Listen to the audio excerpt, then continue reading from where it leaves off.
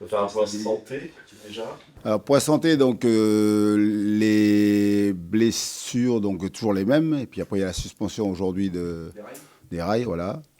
Et puis après, donc, il y a aussi notre ami Tino Kadewere, qui lui, donc, la semaine, ouais, en fin de semaine, il s'est fait un petit souci à l'entraînement, mollet. Donc voilà, aujourd'hui, il ne pourra pas affronter son ancienne équipe. Mollet. Ah non, Kadewere. Tino Ouais. Kadewere. Au mollet, un souci au mollet. Pardon. C'est un camouflage. Il s'est fait mal au mollet, voilà. Pour ce qui est de Moses, Mais c'est Mollet qui vient après, à la conf de presse, après moi. Ok. pour ce qui est de Moses, c'est toujours de la convalescence aujourd'hui.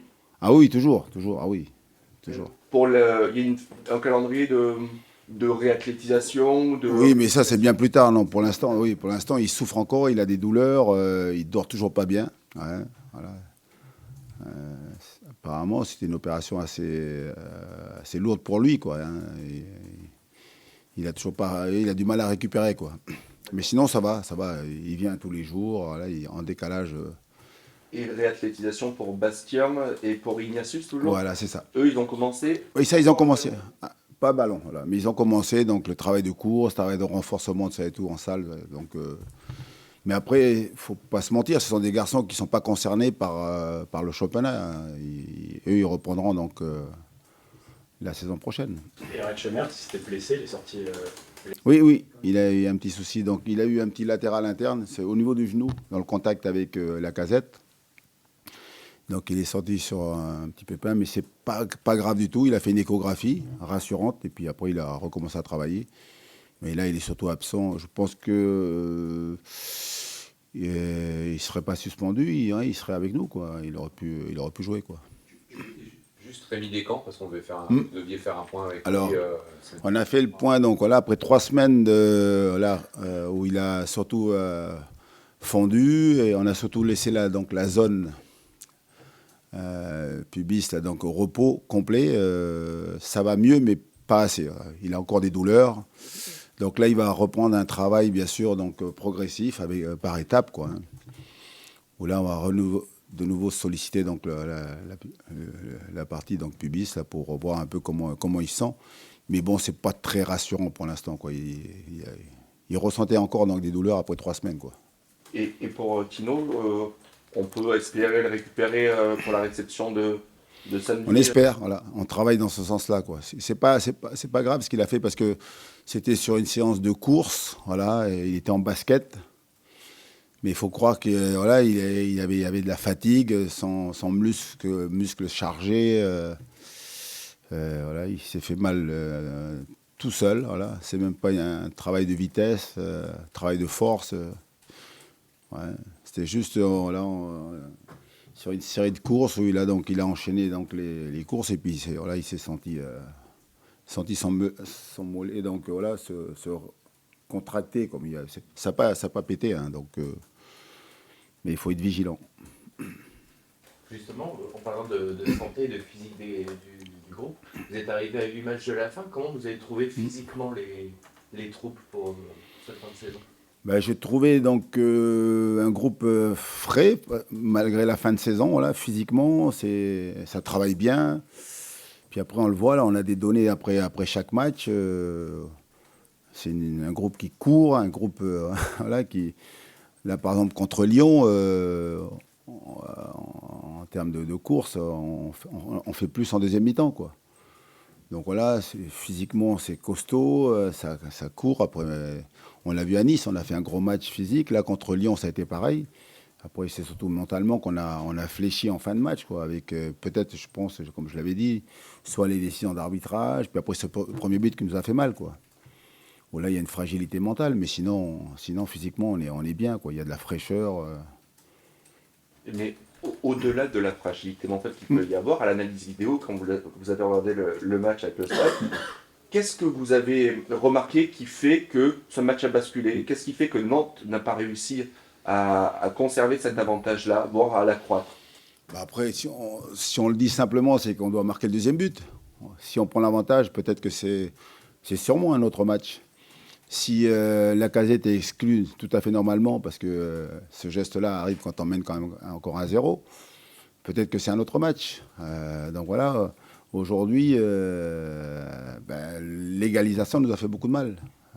Après, ce qu'on aurait voulu, c'est ce que j'ai dit aux joueurs, c'est que cette deuxième mi-temps, elle est compliquée parce qu'on refuse de jouer. On n'a plus la volonté donc d'essayer de repartir de derrière, de relancer, de jouer, de poser des équipements. On a beaucoup donc usé de gelons et finalement donc Lyon a récupéré les ballons et finalement on a passé notre temps à défendre. Voilà.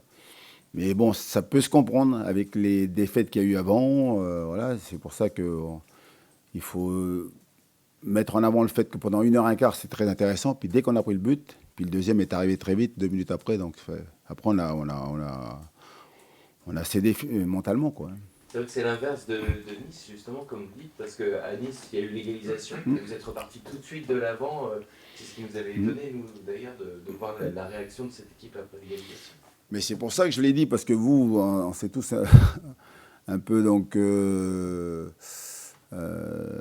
senti donc léger en disant ça y est, c'est reparti. Puis j'ai dit non, mais ce groupe est encore fragile, il faut faire attention, il faut le juger sur la durée, quoi. Donc à Nice, c'était très bien.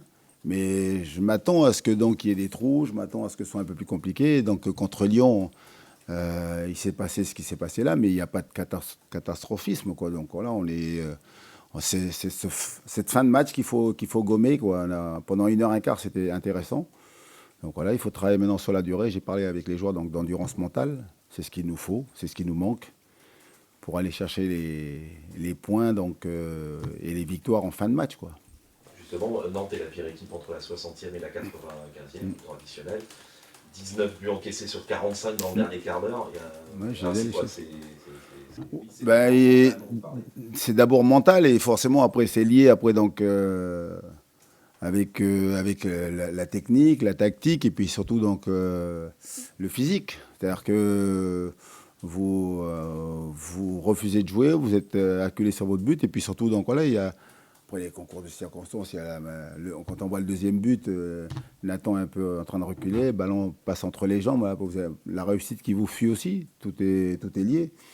Mais je ne pense pas que ce soit donc physique, parce que donc, je vous dis, les données qu'on a dans cette deuxième mi-temps contre Lyon, voilà, on a plus couru en deuxième mi-temps qu'en première.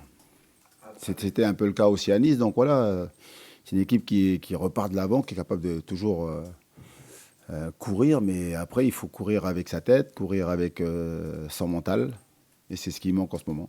Avec des signes, bien évidemment, qu'on peut refaire le monde. Mais on a vu, un peu avant la 60e, une équipe qui commençait à puiser physiquement, où les courses étaient non coordonnées. Est-ce que les changements, vous vous êtes posé la question de les faire un petit peu avant sur cette rencontre? Non, je ne crois pas, je vous dis, parce que les données sont là pour dire qu'on a plus couru en deuxième mi-temps. Mais c'est surtout, on s'est désunis. Voilà, on s'est désunis. Mais moi, ce que je n'ai pas aimé, je le dis, c'est ce que j'ai dit à mes joueurs, c'est que je n'ai pas aimé la deuxième mi-temps parce que dès le début de la deuxième mi-temps, on a refusé de jouer. On n'a pas été capable donc de rester calme, de montrer de la sérénité et puis surtout donc de proposer du jeu pour pouvoir donc poser des problèmes à cette équipe de Lyon. Si vous jouez, vous avez plus de chances donc de faire courir donc l'équipe en face et puis surtout vous allez vous mettre en situation d'avoir des situations d'attaque, quoi, où vous allez pouvoir donc après avoir vos attaquants à courir vers le but, alors que là pratiquement donc notre ligne d'attaque, ils ont reçu des ballons aériens et quand vous savez donc les joueurs qui sont en face, donc c'était compliqué, quoi. Après on peut toujours parler donc des changements, mais bon. Mais moi je pense que là la clé pour nous c'est ça, c'est que il faut être capable donc mentalement d'être costaud et puis surtout de proposer du jeu, quoi. Voilà, c'est à travers le jeu qu'on va s'en sortir, quoi. On va pouvoir marquer des buts et gagner des matchs. Ces fins de match compliquées, on en a parlé tout au long de la saison, que ce soit avec Vous y Pierre, revenez, hein. avec Jocelyn. Vos explications. Non, mais c'est Pedro qui avait dit, Pedro Chirivella qui avait dit, il avait parlé d'un manque de personnalité, de caractère quand le match devient dur. C'est ça en fait. Mais quand on parle donc on a refusé le jeu, c'est parce que donc là on a manqué de personnalité. Ouais, c'est souvent le discours qu'on a de caractère. De proposer du jeu, tout ça et tout, mais c'est l'histoire de cette deuxième mi-temps, parce que si on voit à Nice, voilà, c'est l'histoire de ce match et de cette deuxième mi-temps où on peut... Ben moi, je récupère l'équipe, on a fait 2 matchs, et sur les 2 matchs, il y a 3 mi-temps qui sont bonnes. il y a une mi-temps, la deuxième mi-temps contre Lyon qui est compliquée. Donc voilà. Donc sur 2 matchs, j'ai 3 mi-temps qui sont, qui sont excellentes. Donc je vais pas. Voilà, ce qui s'est passé avant, donc c'est le passé. Et puis aujourd'hui, ce qui m'intéresse, c'est que voilà, depuis que j'ai récupéré ce groupe-là, c'est le constat que je fais. Donc à partir de là, je pourrais donc travailler sur les lacunes donc, de l'équipe, quoi. Et là, je pense que c'est surtout, quand je dis ne pas refuser le jeu, c'est voilà, avoir de la personnalité. Il faut continuer à jouer. C'est à travers le jeu qu'on va s'en sortir. Si on ne joue pas, on perd les matchs. Voilà. Sur l'endurance mentale que tu évoquais à l'instant, comment on fait? Parce que c'est pas sur le terrain que ça se travaille. Ah si. L'endurance mentale, c'est sur le terrain. Terrain. Et dans les discussions et dans les vidéos, voilà, on fait et sur le terrain, voilà, on fait un travail, des entraînements, des situations, donc des exercices où voilà, ils ont interdit de dégager le ballon, ils ont interdit, voilà, donc tu peux mettre plein de choses en place. Hein. Voilà, tu obliges les joueurs à jouer donc voilà, dans les pieds. Voilà, tu as des situations que tu mets en place. Et, cette semaine, on a beaucoup travaillé là-dessus. Donc après, on va voir. Donc c'est des automatismes pour que les circuits de passe se fassent les yeux fermés sans réfléchir. Pas que. Voilà. Et que du coup, ça travaille moins, ça cogite moins là-haut. Non. Les automatismes, c'est une, mais c'est surtout leur dire quoi là. Vous mettez les situations, et puis donc dans les discussions, voilà, vous leur dites qu'il faut jouer, il faut être disponible. Il faut donc voilà, demander le ballon, il faut donc solliciter donc, là, et les déplacements, mais surtout donc, voilà, savoir que quand le gardien de but il a le ballon, il a des solutions à côté de lui. Il faut le donner. Donc Après, si on parle d'automatisme, si on veut, mais ce sont des principes de jeu que tu mets en place voilà, à l'entraînement. Mais aussi, il faut leur parler parce que ce qu'on met à l'entraînement, c'est une chose et c'est très important à mes yeux, et dans les discussions et à travers les exercices sur le terrain. Mais surtout, après, en match, c'est la pression qu'il faut gérer. Voilà. Et la pression, elle sera là, voilà, tout donc. même là, sur un concurrent direct au maintien, dimanche contre le Havre. Nous, on parle de matchs qu'il faut absolument gagner, même si après, il reste Voilà. bien évidemment. Mais face à un concurrent direct, ça s'annonce plus jouable que face à des équipes. Oui, voilà, il faut enlever l'enjeu, quoi. Il faut dédramatiser donc l'enjeu de ce match, quoi. C'est surtout ça. Moi, ce que je veux voir, c'est que je veux voir une belle équipe de Nantes, capable d'aller là-bas et jouer son football, jouer donc un vrai match de football, c'est ça. Parce que je dis pas, mais quand il faudra défendre, il faudra bien sûr être costaud dans les duels, mais après, quand on aura le ballon, il faudra bien l'utiliser, quoi, pour pouvoir justement affaiblir cette équipe, les mettre en difficulté, et puis après, donc, se créer des situations, marquer des buts. Et si vous marquez un but de plus que l'adversaire, vous gagnez. Avant Lyon, vous aviez dit que c'était le match le plus difficile que vous alliez faire. Le Havre, est-ce que c'est... C'est-à-dire lequel? Lyon. Oui. Vous avez dit ça. Oui, parce que c'est l'adversaire, oui. Est-ce que le Havre, c'est au contraire l'adversaire le plus abordable quand on voit la série en cours, une seule victoire sur leurs 10 derniers matchs? Non, mais tous les matchs sont difficiles. Hein. Quand vous arrivez donc en fin de saison, pour preuve, on est allé à Nice, qui était 5e, on a eu l'impression de faire un des matchs les plus faciles qu'on ait eu à jouer.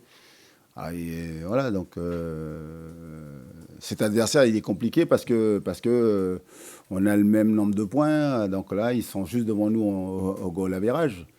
Il est surtout un adversaire difficile parce que on joue tous les deux notre place en Ligue 1. Voilà. C'est l'enjeu de ce match.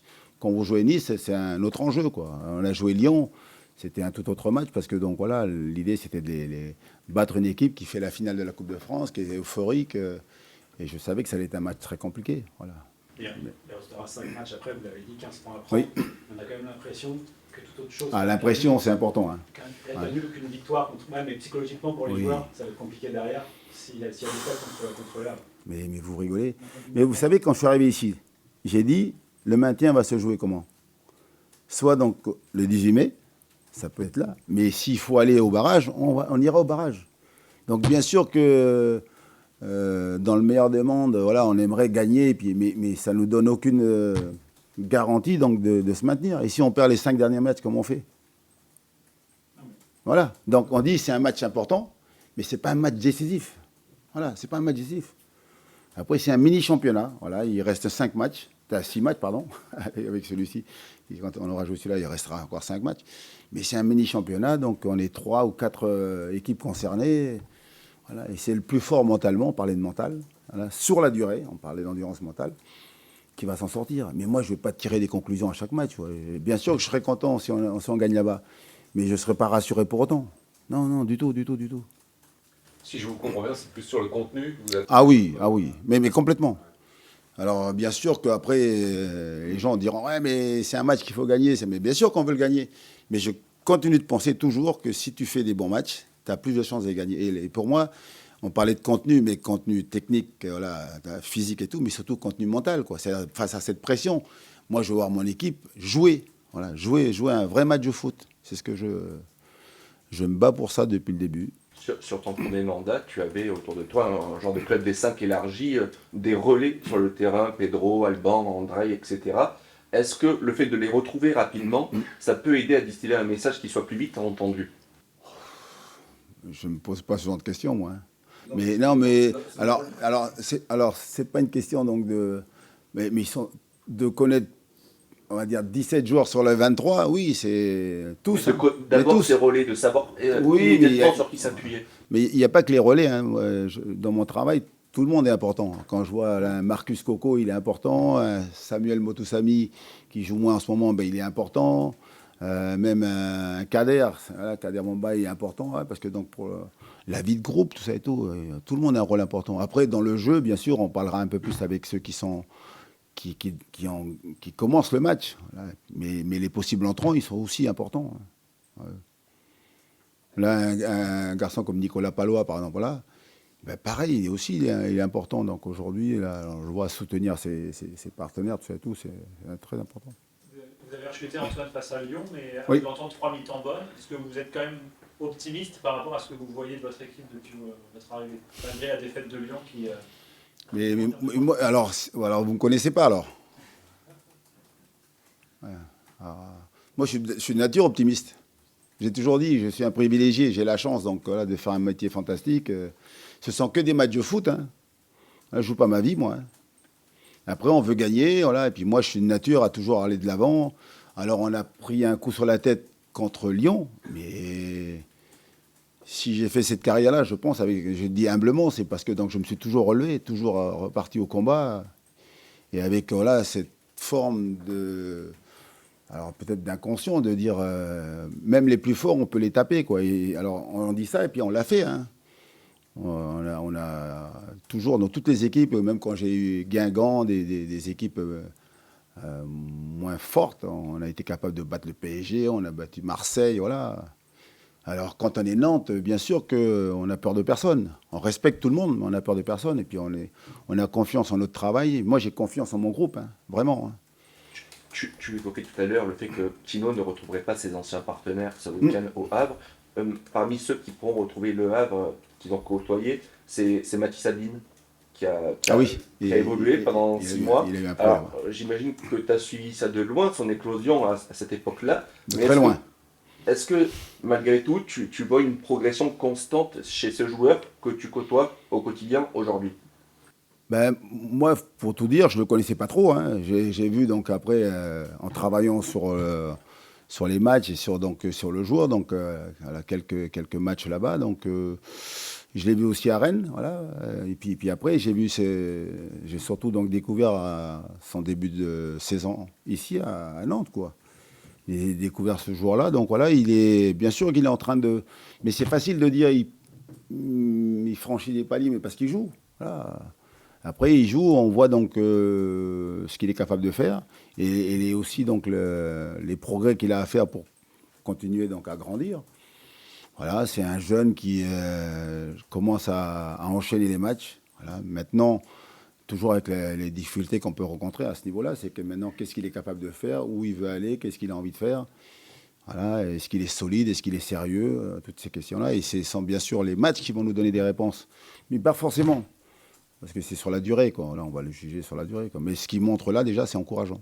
C'est juste que peut-être qu'il découvre des aptitudes qu'il ne soupçonnait pas forcément, un poste qui n'est pas son poste préférentiel, et là, c'est aussi le rôle du... Ben, c'est pour ça que les joueurs, souvent, tu les entends, ils disent, moi, j'ai joué qu'à ce poste-là, j'ai jamais joué ailleurs. Oui, alors, et en jouant à ce poste-là, est-ce que tu es toujours bon? Ben non, ben, essayer de faire autre chose. Hein. Je sais pas, moi, mais il faut enlever donc, les barrières qu'ils ont dans leur cerveau, là. Hein. Mais tous, hein. Alors nous, les entraîneurs aussi, parce que des fois, on n'ose pas trop. Voilà, et c'est bien, donc c'est bien pour lui, mais il faut qu'il continue à être performant, efficace pour l'équipe, quoi. Il y a un Le Havre-Nantes qui a marqué l'histoire du FC Nantes. Le Havre, non? Le Havre-Nantes, 99-2000, vous venez d'arrêter votre carrière, vous. Est-ce que vous avez un souvenir de ce match-là? C'était un match du maintien à la dernière journée. Mais je vais vous dire, moi, vous savez, l'autre fois, on m'a posé la question sur mon premier match sur le banc en pro, je ne savais même pas où c'était. Donc voilà, mais c'est le journaliste qui me l'a appris. Mais moi, les souvenirs, moi, alors, bien sûr, les souvenirs récents, là, je vois la Coupe de France et tout, mais ce qui m'intéresse, c'est maintenant, voilà, je ne sais même pas, non. Vous allez me l'apprendre, qu'est-ce qui s'est passé? Marama Beyoula qui maintient le club. Ah ben, c'est une bonne nouvelle alors. Donc ah d'accord, ben, c'est très intéressant ce que vous me dites. Oui. Mais bon, c'est l'histoire, mais si c'est une histoire en plus positive pour le club, c'est bien. Ouais. Mais nous, c'était le dernier match. Oui. Ah. Il gagnait la Coupe de France. Vous avez vu, donc là. Il a gagné la Coupe de France à Calais, une semaine avant. Oui. Mais par contre, ça me fait plaisir parce qu'il s'agit de mon petit frère, là. Vous parlez de Marama Vaïroa, donc ça, c'est la famille, ça. Ouais. On a beaucoup de petits frères, quand même. Hein. Ah oui, mais là, on vient du Pacifique, nous, messieurs. Vous attendez à quel type de match Match difficile, oui. Match âpre, disputé, parce que... Alors, c'était une équipe du Havre que... défensivement, c'est assez solide. Voilà, ils ne se laissent jamais inspirer. Puis après, offensivement, ils sont capables de jeu direct. Sur les deuxièmes ballons, ils sont très présents. Et puis surtout, ils ont de très bons joueurs, donc capables de faire des différences. Ils ont un jeu combiné là, dans les couloirs qui est très, très fort aussi. Donc il faudra qu'on soit solide défensivement. Et après, je pense qu'on a des coups à jouer. Voilà. Si, comme je l'ai dit juste un peu avant, si on propose du jeu, si on est capable donc d'avoir du tempérament, du caractère avec le ballon, de la personnalité, voilà, on doit pouvoir là-bas, en tout cas, se créer des situations. Il faut aller là-bas pour jouer, marquer des buts. C'est ce que je veux voir de mon équipe. Antoine, il y a une question qui a crispé un peu au Havre. C'est les matchs décalés pour les clubs européens, pour les favoriser, et qui parfois peut fausser peut-être la course au maintien selon eux, parce que les clubs ils vont les prendre pas forcément dans un moment où ils seront fatigués ou quoi que ce soit. Vous êtes concerné par cette course au maintien? Est-ce que vous comprenez l'idée ou est-ce que ça vous dérange un peu niveau équité? Non, mais je comprends qu'aujourd'hui les clubs qui jouent le maintien sont pas contents du tout. Ouais. Voilà, mais après c'est très compliqué parce que donc la Ligue aujourd'hui veut protéger donc les clubs qui font les coupes d'Europe. Et puis mais en même temps il faut pas affaiblir donc ou mettre en difficulté les clubs qui jouent le maintien. Alors chacun défend ses intérêts, mais moi je trouve qu'il faut que la Ligue surtout défende son championnat, défend la Ligue 1. Il faut que la Ligue défende la Ligue 1, donc avant tout.